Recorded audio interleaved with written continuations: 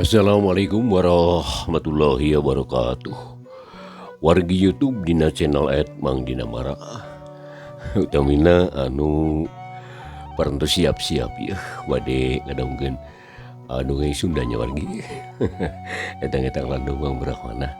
Tasaha bae ieu mah di mana bae alamatna. Bu istri atau Nabi pamengget nu anom sepuhna anu mikaresep kana ieu deungi Sunda. Mangga udah jangan daungkeun kesadayana. Sok sanaos mangarepikeun dongeng pamugi tiasa ngajandenkeun landung pang beberahmana. Wargi carios sekulup dinten ieu nyata bagian nu ka-50 urang masih nyarioskeun keayaan sikulup nya wargi. Di mana harita bari ditinggalkeun ku Bah Ondok sareng Bisama. Bojona teh coba sikulup rek dibalapkeun ka Siluman buta teh nya wargi. Tak moal jeung naik carita mangga jeung ngadongkeun etang-etang landung pang beberahmana. Beu cilaka tega ka bina-bina Bah Ondok ya. Kasasama manusia teh manehna nya nganggap remeh wae. Jadi boro-boro ka aing nu sifatna deungeun-deungeun. Sedengkeun anakna sorangan beak disebakeun ka siluman buta. Kitu apan ceuk Pak RTG atuh komo ka aing meureun. Tapi moal kapalangnya gelo aing sameme aing dibawa ka negara siluman buta. Sabagian tina harta Bah Ondok arek dibagikeun ka tetangga ku aing. Bener-bener arek itu ayeuna mah. Cik sikulup harita bangun anu bungah pisan. Sanggeus nyarita kitu jeung sikulup teh nangtung. Terus atuh wargi harita si kulup teh ngarampaan saku bajuna. Gap kana pe sebelah tilitik pamahanan Aki Somad. Kayaan tetap dibungkus ku saputangan bodas anu kungsi kasiram ku Cipanon Bilani teh. Da geus kitu wargi nya koloyong sikulup asup ka jero imah terus kakaratah kitu tah kana pakaian anu aralus. Aya perhiasan tina emas mani rupa-rupa, aya duit anu loba deui eta duit. Lantaran manehna oge teu bisa ngitung eta lobana duit. Sikulup mani gogodog nyaksian kaayaan kitu teh. Lantaran manehna mah kakara harita atuh manggih harta banda anu sakitu lobana. Bari sungkap-singkap Depok sikulup nyarita sorangan. Wah, tetela lain beunghar bodohan ieu mah ieu Bah Ondok teh yeuh. Harta bandana aduh lain ngan di luar imah hungkul. Tapi sajero imah oge atau di jero imah ge sakieu lobana. Aduh, tapi mata kaget. Nasok dipake naon atuh barang anu sakieu lobana teh. Aduh, dari papakaian sapopoe mah hampir unggal poe kitu tah make anu darkil jeung barutut. Aduh barang dahar teu sawaraha. Deungeunna oge ukur lauk asin jeung samal goang. Ari duit jeung sagala rupana arek dipake naon cenah si Abah teh yeuh. Kutan kieu ari kalakuan nu muhit ka siluman. Horeng harta banda teh saukur dipake hiasan wungkul geuning. Nah, naon ngeunahna hirup sarupa kieu? Tapi keur naon make di pikiran sagala rupa. Anu jelas mah aing teh arek diwadalkeun ka siluman buta. Naon ku si Abah teh. Aduh, same aing jadi wadah, je barang arek dikaluarkeun ku aing, rek dibikeun ka Pak RT jeung ka Mang Daryo. Sina dibagikeun lah anu butuheun pokona mah. Ceuk sikulup bari koloyong ka dapur, kolotrak muka panto gudang, berai panto muka sup sikulup asup. Barang berekap kana dingkul 2 siki, malah sakalian mawa salang jeung rancatan. Geus kitu koloyong balik di ka tengah imah. Kalayan teu loba carita, buru-buru duit anu tina lomari teh dipindahkeun kana dingkul. Geus teu dibilang deui da kacila lobana atuh. Pokona mah asal pinuh weh 2 dingkul. Sanggeus duanana pinuh lomari ditutup deui harita. Ari dingkul anu pinuh ku duit harita keneh ditanggung dibawa keluar imah. Jerut kaburuan terus ngabengkot nanggung duit muru ka imah Pak RT. Wargi sadayana dikung silila sikulup harita teh geus nepi ka imah Pak RT. Sampak teh aya Mang Daryo jeung ronda 2an keur ngarariung dina golodog jeung Pak RT. Sakurnu aya di dieu mani carolohok nempo sikulup nanggung dingkul teh. Barang si kulup geus nunda tanggunganana, ok Pak RT nanya ka si kulup. Jang nyanak naon eta mani ngabengkot kitu geuning. Ceuk Pak RT harita bari celohok, ari nu sejenna mah aya nu nyarita. Yang ngaharuleung we bari neuteup ka si kulup. Teu lapok si kulup harita ngajawab. Ngabantun rejeki Pak RT, geura mangga cana kalebat lah. Egdah damaran supados saang, da parantos poek geuning ieu teh. Jawab si kulup bari gap kana dingkul terus disodorkeun ka Pak RT. Gancang ku Pak RT teh ditampanan terus dibawa ka jero. Ari anu sadingkul deui harta dipanggul ku si kulup sarta harita keneh dibawa ka imah Pak RT. Atuh Mang Daryo jeung baturna ge teu kudu diparentah. Tiluanana arunggah ka imah Pak RT terus dariuk dina kursi. Tulila kurunjung Pak RT datang deui bari mawa lampu terus dibake nyaangan dingkul. Barang benih gebeg Pak RT ngarenjag kitu deui Mang Daryo jeung baturna anu duaan teh wargi. Sabab katempo jelas pisan si dingkul teh duit nu kacida lobana. Sakedapan mah teu aya nu nyarita marolohok we kana duit anu dumpuk dina dingkul teh. Ari si kulup gek diuk harita dina kursi, usiwal ngaluarkeun serutu terus diseungeut pelenyun udud bangun nikmat pisan. Anu keur sing polohok mah diantep bae ku manehna. Nya sanggeus sadalila wargi, Pak RT sadar kana kaayaan, ret ka si kulup sarta pok nyarita. Jang, di mana nyanak artos nu sakieu seueurna ieu teh?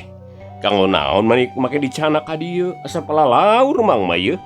Ceuk Pak RT harita bari rada ngaleper, kasima ari nempo duit loba mah. Moal Mang Daryo mah harita mani ngagibrig sabab inget deui kana pamanggihna basa duit anu sakarung teh. Jigana mah kanceuh deui sabab ngarasa kaduhung nu taya papadana. Lantaran harita teh geus meunang ngajampean, nyaeta dikiasan ku ngigel nepikeun ka ribuh. Anu matak pantes rek ngarasa kaduhung oge. Ari si kulup mah memeh ngajawab nya seuri heula. Geus kitu kakara ngajawab siga nu hoream. Pak RT, upami dipersanten wae di teh. Ieu teh artos teh ti abdi kanggo ka Pak RT nu saterasna supados dibagikeun ka nu leres-leres mika butuhkan ieu artos Pak. Dina hal ieu Pak RT ulah seueur sawur, abdi tanggal waler lah sagara rupana. Mangga geura tampi Pak RT. Ceuk si kulup bari nunjuk kana duit anu masih dina dingkul. Ari Pak RT kana ngahuleung dijawab kitu ku si kulup teh.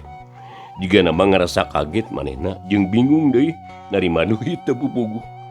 Mangkaning lain duit saeutik ieu mah lobana oge mani satanggungan geuning duit. Ke heula jang ieu. Bun emang moal gasik nampi gancang narima. Ceuk paribasa teh mah moal haripeut ku tetereuyeun sok sanajan ku duit ge kacida putuhna kitu tah. Tapi da kudu puguh heula urusanana atuh. Kepun emang bade badanten heula ieu sareng Mang Daryo. Oh nya mangawe eta mah teu langkung Pak RT. Ceuk si kulup bari ngareret sakedeung sarta terus harita tangah bari ngenyot surutu teh. Mang Daryo kumaha nurutkeun pamadegan Mang Daryo teh? Na ieu duit teh tarima atawa ulah sabahari wang kurima sok sieun matak jadi mamala ka sadaya. Mangkaning ari kangaranan duit loba mah kudu hati-hati pisan bisi matak cilaka ieu teh kana jiwa. Ceuk Pak RT harita bari ngareret ka Mang Daryo. Ari Mang Daryo mani ngarenjag ditanya kitu. Da pikiranna keur kumalayang kana duit anu sakarung teh. Atuh ngajawabna ge estuning sabulang bentor pisan. Ulah seueur emutan Pak RT. Tambi we atulah. Naon susahna pan parantos bogoh ieu mah rezeki urang gitu ya. Ngan upami Pak RT ngaraos panasaran matak naon taros heula jang kulupna tah. Kitu we lah Pak RT. Nya bener-bener Mang Daryo. Heeh, kitu we tuh ayeuna mah. Jang kulup. Mang aya artos ku Mang ditampi nanging Mang teh hoyong terang heula ieu kana riwayatna. Nah kumaha ieu teh nu saresna ieu? Nah artos anu ujang atan lampi nu bah ondok ieu. Mugi keur sangajelaskeun supados Mang teu ngaraos ham-ham dina nampina. Punten pun Mang rada rewel ieu. Ceuk Pak RT bari ngarereh deui ka si kulup. Malah sakur anu aya di dinya mah wagi kabeh ge ngilu neuteup ka si kulup teh. Ieu saresna mah Pak RT eta teh. Sakumaha nu parantos disangemkeun ku abdi ti payun. Ieu artos teh ti abdi kanggo Pak RT Nanging ari asal muasal mah resti bah ondok teh margi kayak ngabantun tina lomari anu kaleresan teu aya anu dikunci. Duka dihaja duka hilap. Ngan anu jelas mah tah lomari nu sakitu seueurna teh teu aya nu dikunci. Atuh ngambil pisan dibuka teh lajeng eusina dirarat we diwadahan kana dingkul. Lajeng ditanggung ku abdi ka dieu. Eta teh mung sabagian wae margi seueur keneh anu sanesna Pak RT. Sakitu telah lakona mah Pak RT. Jawab si Kulup harita tenang. Uluh. Atuh pami kitu mah yartos teh kaing maling jang. Hoream mah ngarima duit menang maling. Ari bah ondokna kamarana. Eta deui. Lomari na make tiasa dibukaan sagala rupi. Ceuk Pak RT bari malong ka si Kulup. Ari nu sajen mah silideret semu kaget. Ih sanes kenging maling ieu mah Pak RT. Nanging kenging nyandak tina lomari margi abdi parantos dipasihan ka kawasan ku bah ondok. Ari aranjeunna ayeuna teh nuju arangkat duka ka mana tujuanna mah. Mung nyarioskeunna mah bade ngalongok saderek anu teu damang di kampung Cipugar cenah. Nanging duka teuing ari rasenteuna mah Pak. Ceuk si Kulup jiga anu teu patinis atuh Pak RT jeung Mang Daryo oge mani ngaharuleung. Sabab sakanyaho manehna mah bah ondok teh teu bogaeun dulur. Sajabati kitu dinu deukeut mah teu aya kampung anu ngaran Cipugar. Nya tungtung nama harita wargi Pak RT jadi ngarasa curiga pokona jadi ka si Kulup. Keh heula jang Kulup. Ayeuna mah ulah kapalang nyalami ieu teh. Langkung sae carioskeun kaayaan di meui bah ondok teh. Nyarios naon wae tah bah ondok ka ujang teh. Cik mun mang pasihan terang sekalian. Supados yakin mang mah. Oh nyamang atuh Pak RT kieu geura lakonan teh. Ceuk si Kulup bari paralak nyaritakeun kaayaan di imah bah ondok. Semalah harita sakabe obrolan jeung bah ondok katut bisa mah ge kabeh oge dicaritakeun kalawan anu sabener-benerna.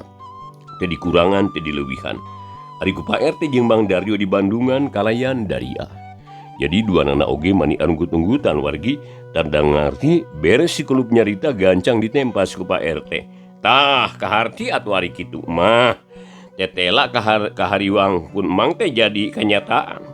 Bah ondok teh yakin bakal nyebakeun nyawa Ujang ka siluman. Daug kituna langkung sae Ujang ulah mondok di bumi bah ondok. Di dieu we di mang lah. Ngara katalingakeun lamun aya nanaon. Kumaha Ujang satuju atawa henteu ye? Ceuk Pak RT bangun nu hariwang pisan. Teu satuju Pak RT. Abdi mah moal incah di bumi bah ondok. Abdi hoyong terang kana kaayaan siluman buta. Tah kenae kitu bade kieu oge bari ditadah ku abdi mah. Ayeuna mah geura tampi we eta artos sabab moal aya nanaon da parantos digantian ku nyawa abdi teh. Anggur mah bagikeun kana butuheun. Da sakitu we teh abdi mah Pak RT. Ceuk si Kulup tetep mereka drek cicing di imah bah ondok cenah manehna wargi. Atuh Pak RT teh jadi bingungeun deui lantaran ari ngantep ka si Kulup mah teu tega manehna teh. Sedengkeun anu urek ditulunganana bedegong tungtung napok Pak RT nyarita ka Mang Daryo. Mang Daryo sakunifikasieun ku urang nya. Teteh lapisan penting ieu bakal jadi kenyataan ieu. Bah ondok geus ngayakeun tipu daya ka Jang Kulup. Sedengkeun Jang Kulup tetep rek nurut kana kahayang bah ondok. Tah kulantaran kitu nya ayeuna mah ulah nanya deui ka Jang Kulup. Urang kudu boga pamadegan ieu teh, pamadegan sorangan. Sarta kudu boga tanggung jawab sorangan. Sok sanajan anu rek ditulunganana teu satujueun, urang tetapi kudu usaha sakuat tenaga pikeun nulungan Jang Kulup. Tah nepi ka dieu ku Mang Daryo, kartin teh ye. Ceuk Pak RT bari neuteub ka Mang Daryo. Wargi masih ngadongkeun dongeng Sunda dina YouTube dina channel Edmund Marang. Taka wargi anu nuju ngadongkeun banu caket anu tebihna boh istri pameget nu anu sepuhna. Widi jeung ngadongkeun bae kasadena nya warginya. Oge ulah hilap subscribe sareng lamun lonceng oge like and share na. Diantos pisan. Pang nyontrengkeun warginya, pang mencetkeun lah gitu lah. Atur nuhun, mangga urang lajengkeun dieu carios si Kulup bagian nu ka-56 karangan Kileksa. Kahartos Pak RT mangalajengkeun lah kumaha saterasna atuh ayeuna ieu. Saterusna kieu Mang Daryo ieu. Timiti ayeuna Mang Daryo kudu ngatur ronda sangkan ngajega imah bah ondok. Talingakeun nu taliti bisi aya itu ieu. Sebab jelas Jang Kulup teh geus disebakeun ka siluman ieu. Malah lamun bisa Mang Daryo oge ulah jauh ti imah Bah Ondo. Sakitu tugas ti kuring mah supaya dijalankeun sakumaha mistina. Mangga Pak RT mangga. Perkara eta mah parantos janten kewajiban abdi. Nya bujang-bujang diparentah Pak. Sok sanaos henteu oge tangtos bakal dijagi wabi jangkulup teh. Ning kumaha ari perkawis artos anu satanggungan ti teh. Tiasa ditampi atana pinte. Cik Mang Daryo gagah pisan, tapi hanya kaltungtungan nyabit-nyabit karena duit. Atuh bok Pak RT hari tadi ngajawab. Ulah salempang perkara duit Mang Daryo lah. Gan kuring arek ditarima serta bakal dibagikan ke selarea. Mang Daryo ge tangtu bakal kabagian. Tayeuna mamangnya gitu tah. Laksanakeun eta tugas teh Mang Daryo nya. Ngabagi duit mah urang isukan we lah di beurang gitu. Tengah rasal saya pisan sing percaya we ka kuring. Da ku kuring ge moal dicoceng sok sanajan saperak. Percayalah moal ka kuring mah moal dicoceng. Percanten Pak RT lah. Nuhun pamih kitu mah. Bangga tugas mah bakal dilaksanakeun ya ku abdi malima permios ayeuna keneh. Nya syukur. Beral geura ari nit jaga sing terapti imah Bah Ondok, tapi kade ulah salah hartinya. Anu kudu dijaga teh lain imahna, tapi jangkulup nu bakal cicing di eta imah. Gitu tah Mang Daryo. Cuk Pak RT bari ngareret ka si kulup. Ari nderetna harita jongjon bayi udud siga anu teu aya kasusah. Teu dapok Mang Daryo nyarita deui. Bangga Pak RT, permios atunya. Kade bari kagardu heula ieu teh ye. Cuk Mang Daryo bari jung manehna harita nangtung wargi. Terus turun kaburuan dituturkeun ku ronda anu duaan. Anu tinggal tengan Pak RT jeung si kulup. Sanggeus Mang Daryo arindit pok si kulup nyarita. Pak RT, abdi mah tias halami-lami yang ngadeusan ka Pak RT teh. Margi ganu kewajiban kanggo ngajaga bumi Bah Ondok. Mangkaning eta tugas teh parantos disanggeman ku abdi. Janten awon kasebatna pami abdi sulaya tina janji. Permios Pak RT, abdi bade wangsul ka bumi Bah Ondok ya. Cek si kulup bari jung nangtung panuna ngareret ka Pak RT. Nya mangga atuh jang, keun kumang didoakeun nya sangkan ujang salamet. Serta bakal bisa ngahontal cita-cita ujang tah. Mangga wilujeng angkat deh lah. Wilujeng angkat yang kulup. Jawab Pak RT bari ngajajabkeun si kulup nepi kana panto. Geus kitu mah leo si kulup teh ninggalkeun imah Pak RT ngajugjug deui ka imah Bah Ondok. Hati si kulup ngarasa sugema manehna geus bisa mikeun sabagian harta Bah Ondok ka Pak RT nu saterusna bakal dibagikeun ka nu miskin. Wargi channel YouTube anu nuju ngadangkeun kayaan beli bekilila teh harita bagi penting wargi. Di lembur Cicapar manis simpe pisan keur maeukeun harita teh malam Jumaah katurug-turug hampir salalembur geus pada nyaho. Yen penting eta bakal aya kajadian mata kaget. Sabab ku Mang Daryo jeung ku ronda di bejaan ngeunaan si kulup anu arek dipake wadal ku Bah Ondok. Geus disebarkeun ka balarea. Beja pa beja-beja terus datalepa nu akhirna salembur nyanaho kabeh anu mata kaayaan teh begitu iseun bae. Ari sabab aya nu wani ngulampreng di buruan kajabati ronda nu dipimpin ku Mang Daryo. Sedengkeun si kulup harita teh ngajentul bae di tengah imah. Manehna arek ngomong eueuh batur rek sare teu karasa tunduh nu akhirna mangajentul bae bari ngalamun. Wargi kira-kira wanci saluruh budak harita. Di sakulilingeun imah Bah Ondok aya nu ting kulibet oreng Mang Daryo jeung baturna duaan. Maksudna marek ngajalankeun tugas, ngaringakeun jeung ngajaga si kulup bisi aya nu ngaganggu. Jadi sok sanajan teu kaijir bakal bisa nulungan, sabab dangtu kudu adu hareupan jeung bangsa siluman. Nya sanggeus manggih tempat anu tumanina pikeun ngintip, gek Mang Daryo diuk dina batu. Terus dituturkeun ku baturna anu duaan. Oreng si Iman jeung si Wawat trilapok Mang Daryo nyarita mere papatah ka anak buahna. Bener wargi, aduh udah dianitan lagi. Bismillahirrahmanirrahim.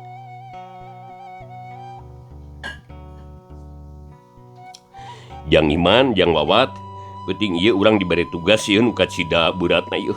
Sabab kudu ngajaga jang kulup anu rek dicokot ku siluman. Tak kulantaran gitu omatnya ulah gagabah ya lamun enak naon ya kade ya sing hati-hati jeung tarapti sangkan teu cilaka ku pola sorangan sabab geus jelas ieu teh ari ngalawan siluman mah moal bisa urang teh heuda urang mah rumah sabodo aya kabisa tah nyasot teh daek ngajaga lain rek ngahalangan tapi ieu mah ngan sakadar rek ngaringakeun kaayaan jang kulup tah bisik itu bisik ieu atawa bisik kumaha weda puguh kasebutna aya dina bahaya apan tah ku jalan kitu urang bisa buru-buru laporan kepada pangurus sangkan bisa buru-buru katulungan ku jalan naon bae teu sakitu we tugas urang ayeuna teh sok ayeuna malah geura siap-siap ya urang pada nunggu naon-naon nu bakal kajadian kitu cenah wargi ceuk Mang Daryo bari mulan sirahna ku sarung lantaran tinis kaayaan harita teh mangga Mang Daryo keun perkara tugas malah moal burung dilaksanakeun kalayan hade Mang tapi aya hiji hal nu teu mata kaharti ieu eta budak teh naon anu ngaran kulup debet matanghul teuing nya Mang nya heueuh nyiar-nyiar picilakaeun wae batur mah dijauhan nu kitu teh ieu mah kala di deukeutah ku ngagawekeun nya Mang nya ceuk si Iman rada kukulutus i ari jang Iman batur mah sanajan budak keneh ge geus asak warahan sabjang kulup teh putrana hiji jago nu katelah Mang Itok pan baheula kungsi ka lembur urang jadi teu mustahil lamun putrana oge boga pamadegan anu minculak di batur tah nya ayeuna mah teu kudu loba pikiran cicing we lah da urang mah rumasa jadi jelema bodoh cik Mang Daryo harita bari ngareret ka si Iman teu lapok si bawat nyarita euy cicing ya tuh Iman cicing pokona mah asal kabagean we isukan sabab duit teh manis satangguan euy aduh apan lain saeutik eta teh man nu matak da urang mah rakyat atuh kudu nurut ka sakumaha parentahna pimpinan euy sabab geus jadi kewajiban urang kitu tah euy kajeuna atuh kumaha pamimpin ayeuna mah nya kitu nah make kudu loba pikiran maneh mah geus ulah kadu tuluyan ayeuna teh geus beuting ieu malampir tengah beuting sanu nyaho sakedeung di bakal aya anu datang mending sasadiaan eta naga jeung pikiran supaya bisa ngajalankeun tugas kalayan hade di mana aya kajadian kitu cenah wargi ceuk Mang Daryo ngelingan ka anak buahna adi jep di luanana harita teh aya nu nyarita deui nu kadenge ngan ricitna sora jangkrik jeung reangna sora gaang